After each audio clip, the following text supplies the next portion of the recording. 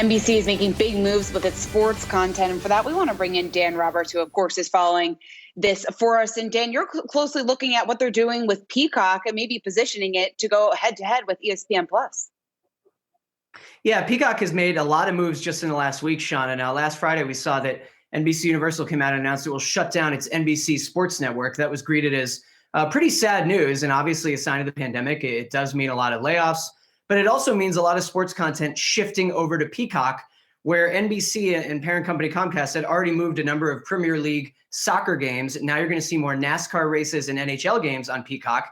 Then you also saw news of the WWE deal. WWE Network is going to fold into Peacock. This is reported as a $1 billion 5-year deal. It'll probably last longer than that. And it instantly adds a couple million subscribers to Peacock from WWE. Pretty good. And Peacock, by the way, has already amassed around 26 million paying subscribers. That's more subscribers than Comcast's Xfinity service has.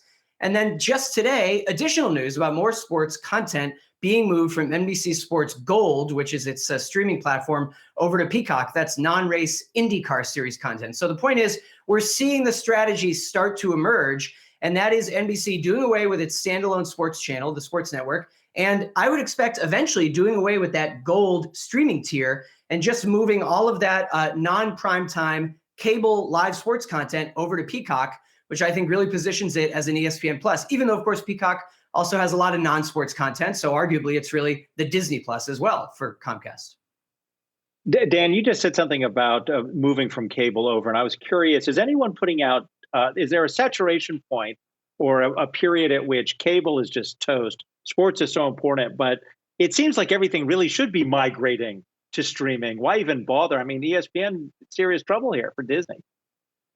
Well, look, I mean, Adam, the big marquee events, the Super Bowl, NFL games, Olympics content, the big events of the Olympics, all that kind of stuff, the biggest NASCAR events are still going to be on non-cable. They're going to be on broadcast television, ABC, NBC, Fox. But then you're starting to see more of these niche, and even I would say niche is unfair now because a lot of non-niche sports, I mean, NHL games, which is, that's one of the big 4 leagues, move over to streaming outlets. So, never say never. I think there's still a purpose to having the main broadcast networks and having the cable package. But, that platter of what people are paying extra for is getting more and more full. This is just where the puck is headed. You're going to see more and more sports on Peacock. And by the way, that's all without the Olympics still, which was supposed to be the big, tentpole product on Peacock.